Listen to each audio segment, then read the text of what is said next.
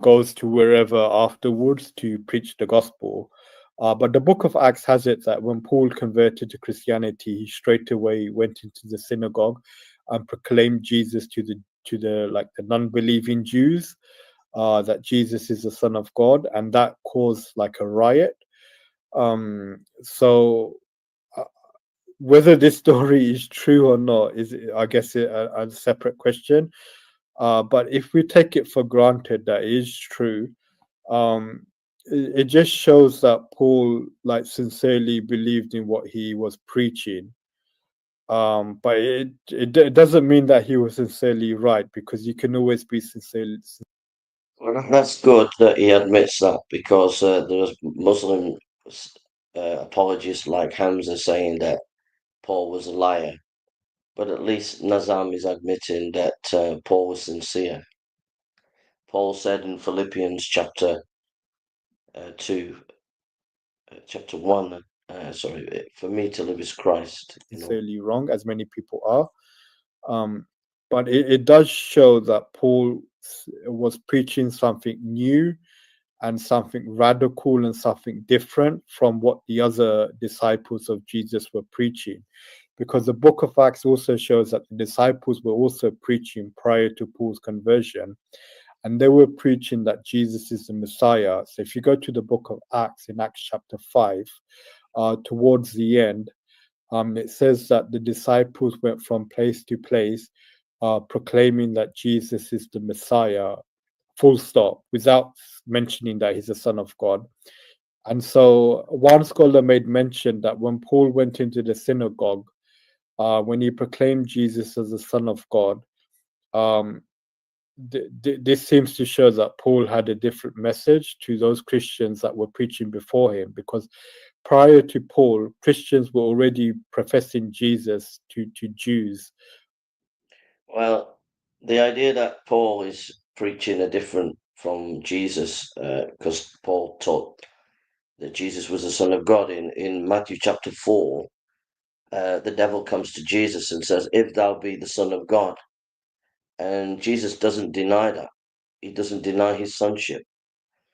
So there, right off the bat, in Matthew 4, there's evidence about Jesus declaring that he is the Son of God. So he's not different than Paul.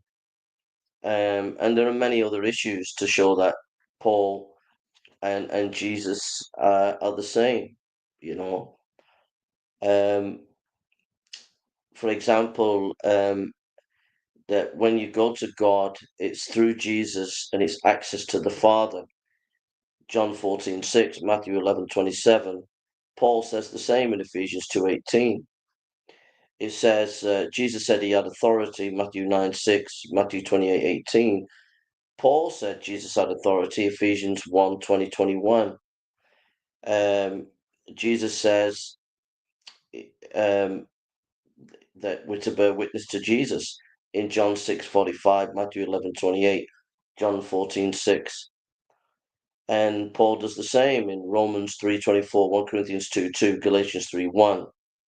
Jesus warns about false teachers, Matthew 7:15, Matthew 16:6, Matthew 24:23-25. And Paul warns about false teachers in Romans 6:16-17, Philippians 3:2, Colossians 2:8. So we could go on and on and on and show that Paul and Jesus' teaching is the same. We're supposed to be on the Gospels, but we'll Like see. already trying to convert or evangelize Jews to Christianity, but they didn't start any trouble or didn't cause any riot. They were still allowed to go to the synagogue and attend worship at the synagogue. It's only when Paul converts, then Paul is forced to leave, and so that seems to show that Paul had a different gospel or a different message to that of the disciples. Well, that's not Shall I completely pose true. I the mean, you had Stephen was stoned in the in the book of Acts, and you have also Peter and John being arrested and told not to preach. So that's just a silly comparison to say that Paul was different because of that reason, you know? always hope? I hope the question is answered. There is a trinity of questions from this particular individual called John Smith. The link has been pinned. You feel free to come on. You can have a nice discussion.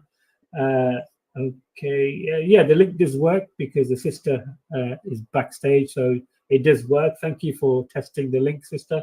Appreciate that. So far, there's been 34 votes in the poll, and 47% have said yes, the Bible, the Gospels are the words of eyewitnesses. So, and 35% saying no, 18% saying we don't know. So the large majority are saying 47% are saying yes, they are. So, feel free to come on and discuss and tell us why you feel that the Gospels are from eyewitnesses. So please jump on and tell us as Muslims why you feel or you think the Gospels are from eyewitnesses. Let me put the next question on. It is from John Smith. Naz, Matthew and John, not disciples of Jesus. I'm assuming the answer is, or the question is aimed at you and asking you in a particular manner. How can we say Matthew and John are not disciples of Jesus? Is there any evidence that these two particular individuals were disciples of Jesus? So I'm assuming that brother John means the Gospels of Matthew and Luke were not written by disciples of Jesus.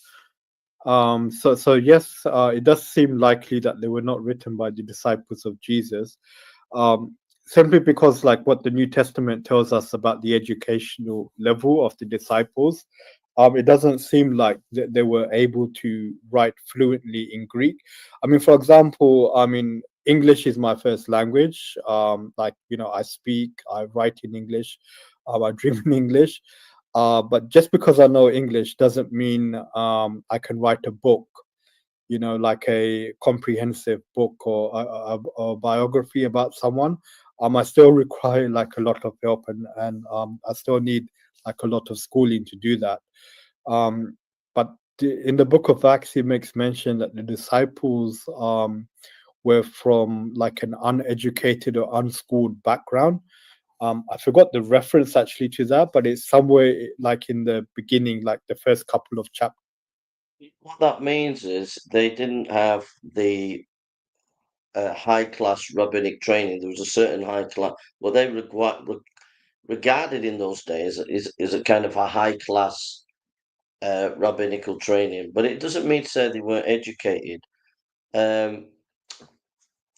Erdesheim, Adolf Erdesheim, in Sketches of Jewish Life, tells us that there were major synagogues all around Jerusalem and Galilee, hundreds of them, and in them there was money given for the poor, and even the poor people could actually go and get an education. Particularly the males could get an education, and it was a good education. So the idea that when it says unlearned, it doesn't mean that they were uneducated. Um, and also, Matthew would have been a tax collector. He would have been used to writing things. John was a fisherman, but fishermen were doing well. They were like middle class at that time. But certainly the education system was much higher than this chap is given to say, and he's getting it from Bart Ehrman, and Bart Ehrman, he's getting it from statistics of scholars, but the scholars have not done their research in the education system of the synagogues. That's where they're failing today. And if you do research on the synagogues and how many synagogues were in Jerusalem and around Jerusalem, which were hundreds, and the high quality of education that they had, it doesn't mean they were uneducated as we would think as uneducated. It just means that they didn't have this higher echelons of rabbinic training. Okay, so that's why you got to look at things in the historical context. of the book of Acts, where it makes mention, I believe, that John and Peter were perceived as being uneducated. But when you look at the four gospels are written by people who seem to have like a very comprehensive knowledge of the Greek language. They seem to have like a comprehensive knowledge like of the various different sources. So they've read the Old Testament for them to be able to use the Old Testament and quote it in reference to Jesus. And also, as I mentioned, they have these other sources as well, which they probably read beforehand and had access to, and then use those sources in order to compose and write their own books. So let's just go through a little bit here. Let's just do the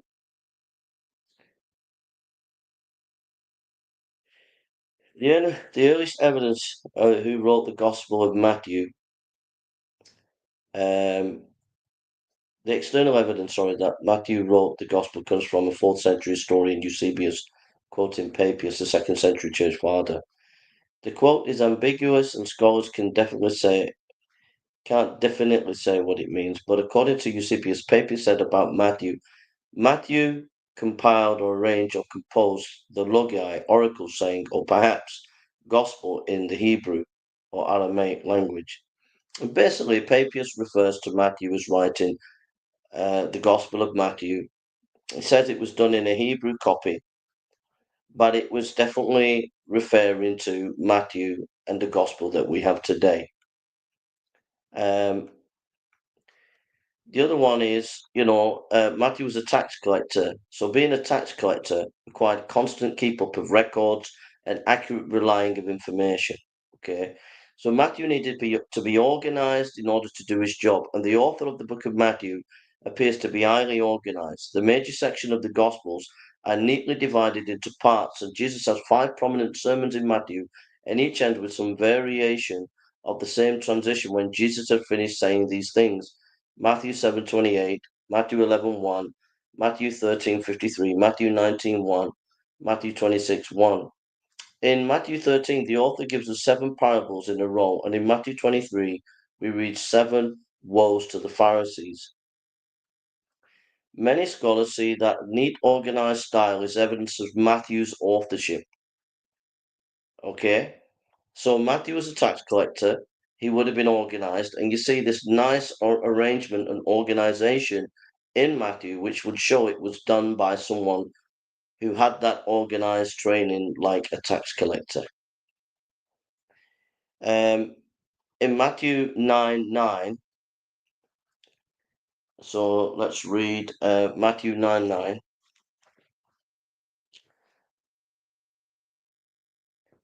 Matthew 9:9.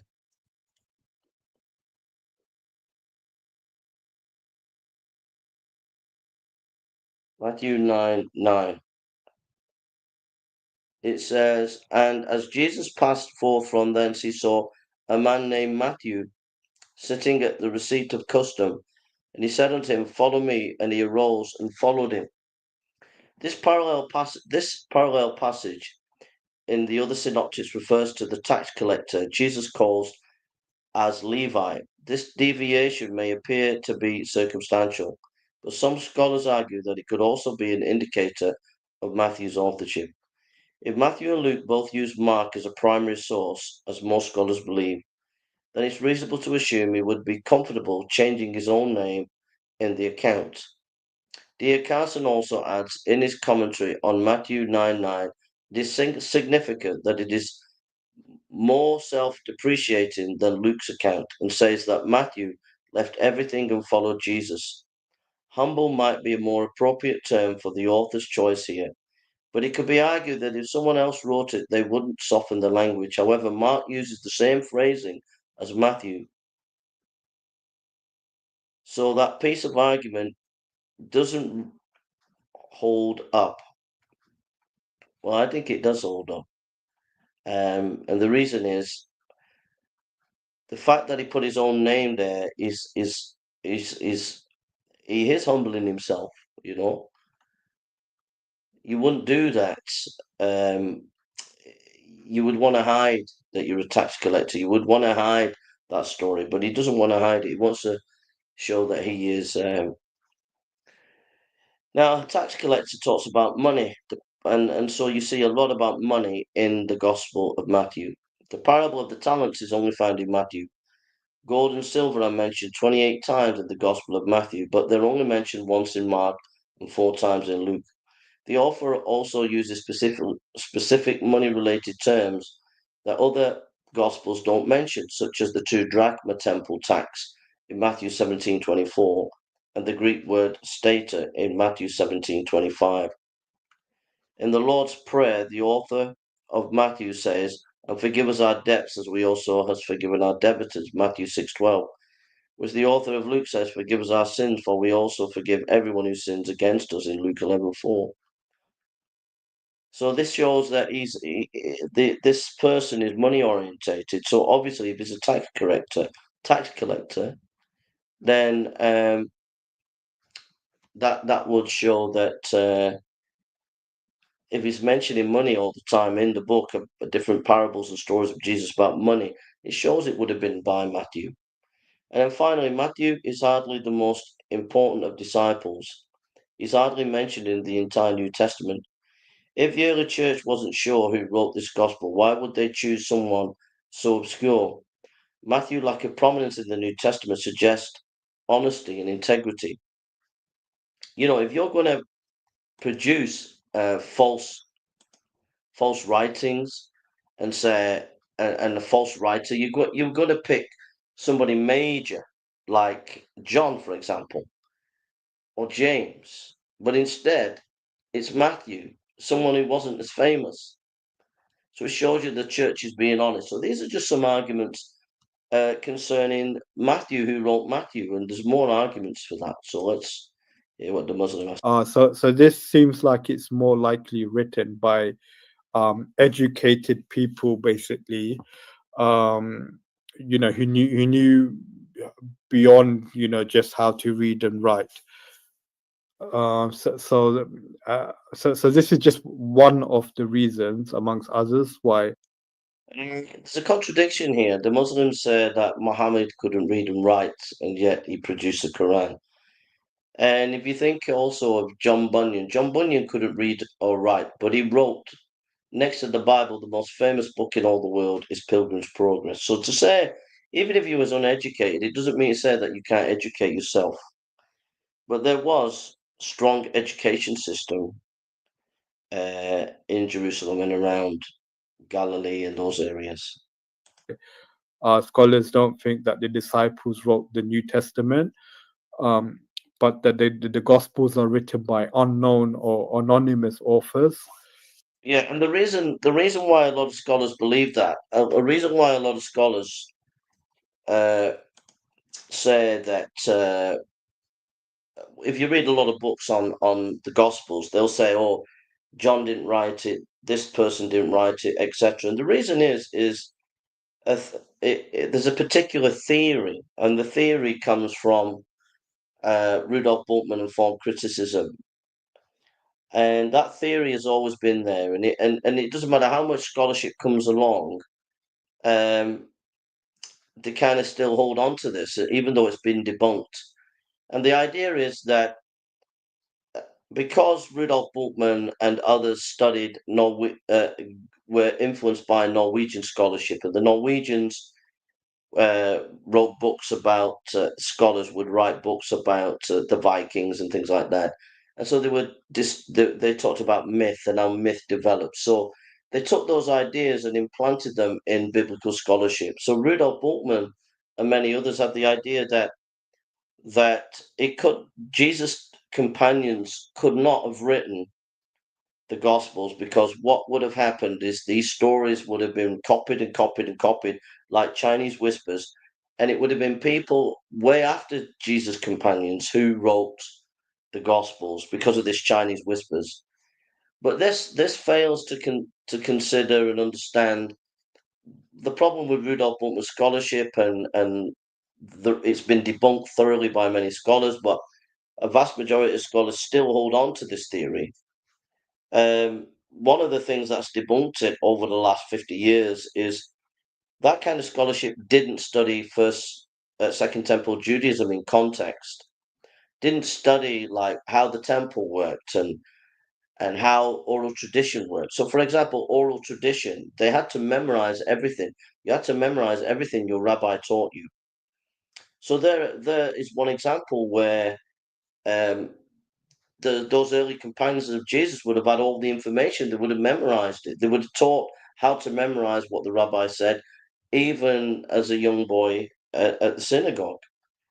So as you look at the culture of Second Temple Judaism, you see that the rabbis made sure everybody memorized the teaching. So that would have been secondary nature to memorize everything Jesus said. And when you look at what Jesus said, it's very easily memorable. So, blessed are the poor in spirit, blessed are the pure in heart, etc. Very easy to memorize. And secondly, the manuscript tradition can take us back into the first century. We have parchments that go back to of Sir John that go back to round about the end of the first century, and that would so that what that means is that takes us back into the first century AD, and then thirdly, the Gnostic Gospels are quoting these four Gospels, and then you've got the Church Fathers and their quotations of the Gospels. So um, there's so many multiple lines of evidences to show that these writers wrote it. It's only if you come in with a theory like Bultmann of a cynical Chinese whisper theory, which is not rooted actually in the study of the context of for second century Judaism, that you get these kind of ideas. But in terms of evidence for Matthew and John being disciples of Jesus, seems to be multiply like independently attested, because it's mentioned in the Synoptic Gospels. It's also mentioned in the Gospel of John, and it's also mentioned by Paul as well. So Paul doesn't, to the best of my knowledge, explicitly mentions Matthew, but he does refer to John as being one of the pillars of the church. So there does seem to be like reasonable, good evidence to say that these men were disciples of Jesus, and at the very least, Jesus did have disciples, like he did have students, and if not Matthew or John. So this is a problem, you see. He's admitted that the disciples, that Jesus would have had disciples. So where did these disciples go? Did they just disappear? Are we saying they didn't write things down? They didn't memorize things. So you can see how mad these theories are. You know, I just want to let me see.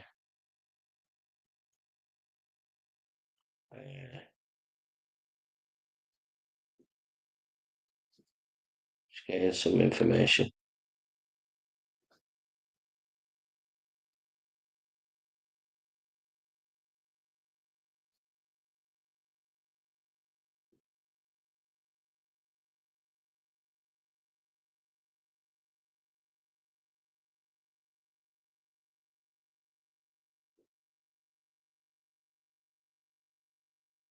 Like you see the account in here in Matthew 17:24.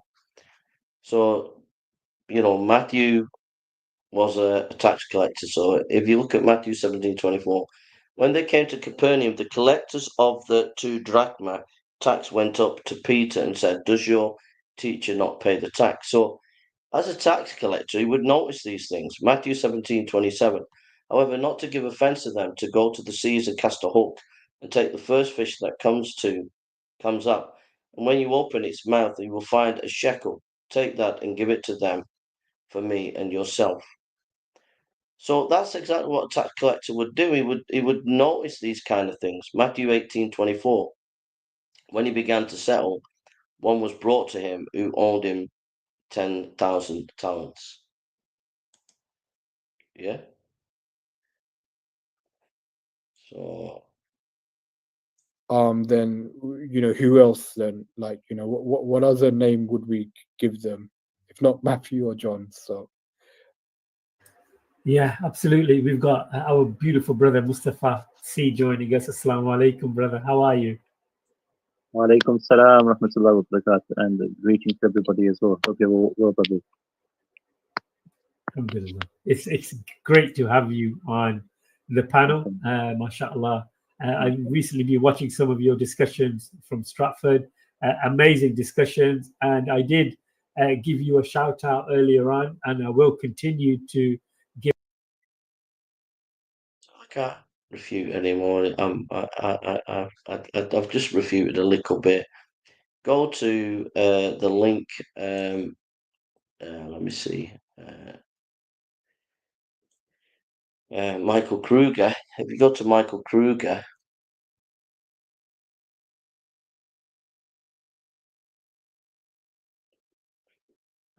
you go to Michael Kruger, you go to his website, and if you want to study about the Gospels, who wrote the Gospels, go to him, and you'll find out information there. And what else is there?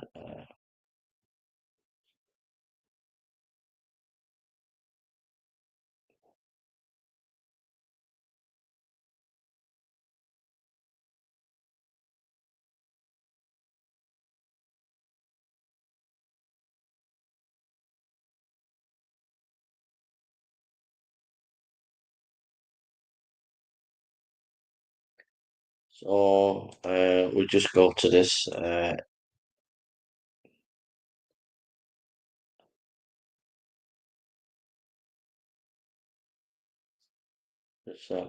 Why I know the Gospels were written early, download. So the New Testament fails to describe. So how do we know that the Gospels were written early? The New Testament fails to describe the destruction of the temple. We begin with perhaps the most significant Jewish historical event of the first century, the destruction of the Jerusalem temple in AD 70. You might think this important detail would be included in the New Testament record, especially since this fact would corroborate Jesus' prediction in Matthew 24, 1-3. But no gospel account records the destruction of the temple. In fact, no New Testament document mentions it at all. So that's significant. So you got the destruction of Jerusalem, okay? The destruction of the temple in AD 70, and the New Testament doesn't mention it. That tells you the New Testament was written way before the destruction of Jerusalem, which certainly puts it in the realm of credibility that Matthew and Mark and Luke and John would have written those Gospels. It's not people who came like 100 years or 200 years later. And the New Testament fails to describe the siege of Jerusalem. Luke said nothing about the death of Paul and Peter. The Apostle Paul was martyred in the city of Rome in AD 64, and Peter was martyred shortly after AD 65, while Luke wrote extensively about Paul and Peter in the book of Acts and featured them prominently. He said nothing about their deaths. In fact, Paul was still alive under the house arrest at Rome at the end of the book of Acts. So if Acts was written round about just before 64 AD, that means that puts the Gospel of Luke before that, which puts Matthew and Mark before that. So it's well in the realm of evidence that the Gospels were written at that time. So then let's go to another piece of evidence.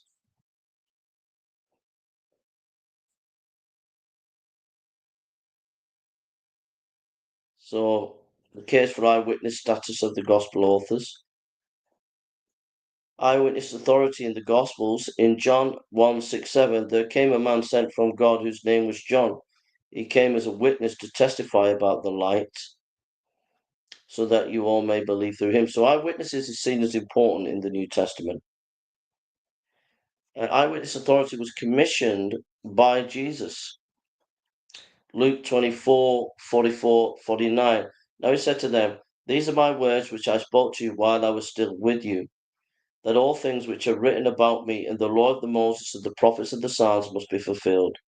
Then he opened their eyes to understand the scriptures, and he said to them, Thus it is written that Christ would suffer and rise from the dead on the third day, that repentance for forgiveness of sins would be proclaimed in his name to all the nations, beginning from Jerusalem. You are witnesses of these things. You are witnesses of these things. And behold, I am sending forth the promise of my Father upon you, but you are to stay in the city until you are clothed with power from on high. So we're laying the groundwork that the New Testament and Jesus taught the importance of eyewitnesses. Acts chapter 1, verse 6 and 8. You shall be my witnesses. And the four gospels are simple witnesses, to Jesus.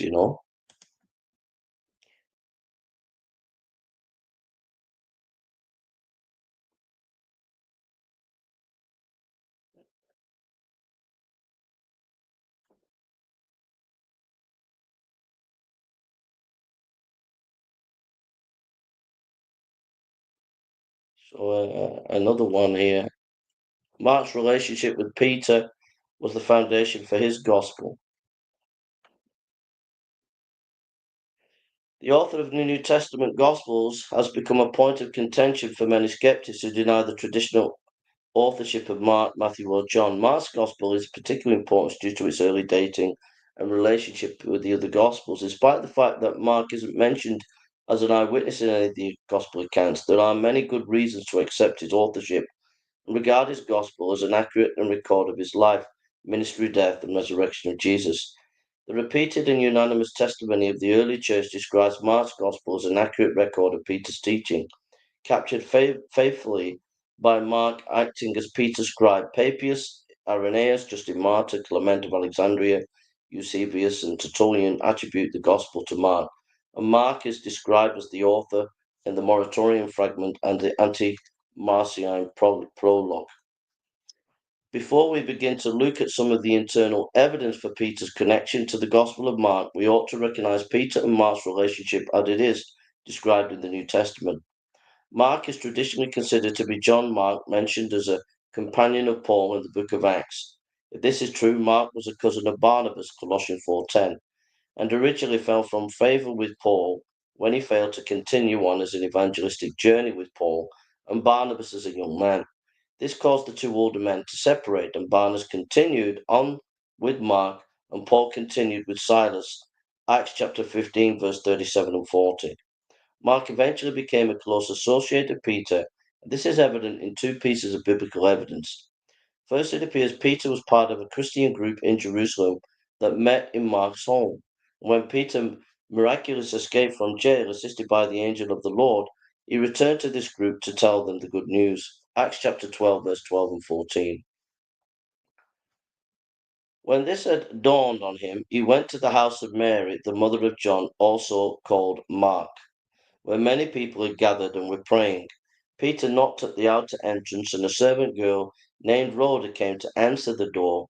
And when she recognized Peter's voice, she was so overjoyed, she ran back without opening it and exclaimed, Peter is at the door. Peter appears to have been well known to Mark, and over the course of time, Mark became even closer to Peter as he ministered throughout Asia Minor and Rome. And by the time Peter wrote his first epistle, Mark had become like a son to him. 1 Peter 5:13. She who is at Babylon, chosen together with you, sends her greetings, and so does my son Mark. So why is that important? Because if you look at the Gospel of Mark and you compare it with Peter's sermons, they're very similar in style. So there are many scholars and also the church fathers have said that Mark used Peter's eyewitness account to write his Gospel of Mark. And you can see the same style of Mark as the same style of Peter's sermons, okay?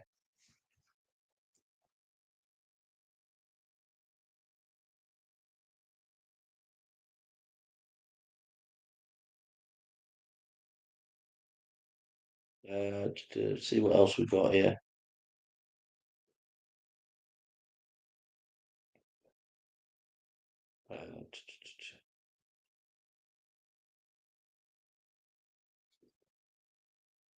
Well, there's articles here that you can go on this website here.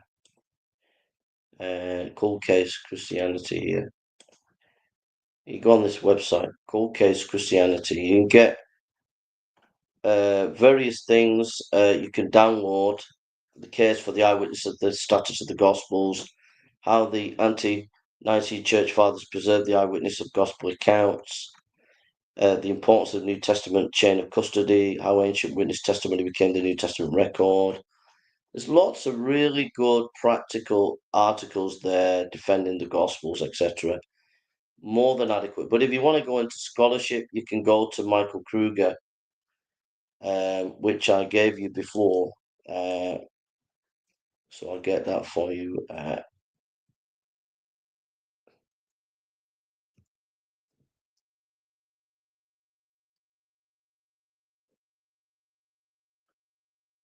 So yeah, so you go to Cadden Fodder, and if you want like scholarship, like deep scholarship on the Gospels, you can go to him. Okay, so there he is. But if you want like some down to earth practical articles on who wrote the Gospels, you can go to Cold Case Christianity. Get loads of, you can get little articles, you like things you put in your Bible. You can have them downloaded and etc. Really, really practical. Really, really good. Really help you. You know. So that's Michael Kruger. Excellent site called Canon Fodder. Very helpful. Gives you scholarship on the Gospels. But if you want some simple to put in your Bible when you're talking to Muslims, go to Cold Case Christianity. Download the information there. It's going to be a blessing. That's it, folks. I don't want to spend too much time on this, but I hope I've given you enough information, really. Yeah. So we had a good day today. We was out preaching. Let's see. Kieran was out. He preached really well. Laurie, lovely Christian lady. Some nice people came out today. Really, such a blessing. Let's see.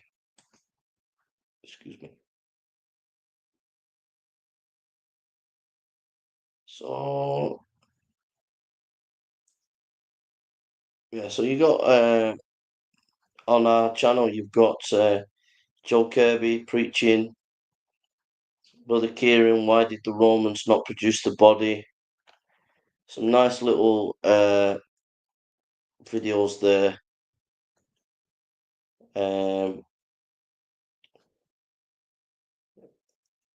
Yeah, there's quite a few people watched talking with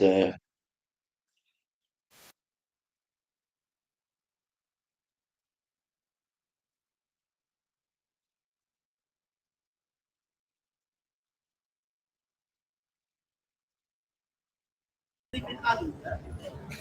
Did Adam fall? Right. We believe Jesus is the second Adam, and he had to fulfill everything that Adam didn't do. Noah is not the biggest dude. Adam is the biggest dude. That's what we see. Right? Philippians chapter 2, it says he thought it not robbery to be equal with God, but made himself no reputation. He humbled himself even to the death of the cross. Right? He humbled himself. Do you know why he humbled himself? You believe in Adam. Did Adam fall?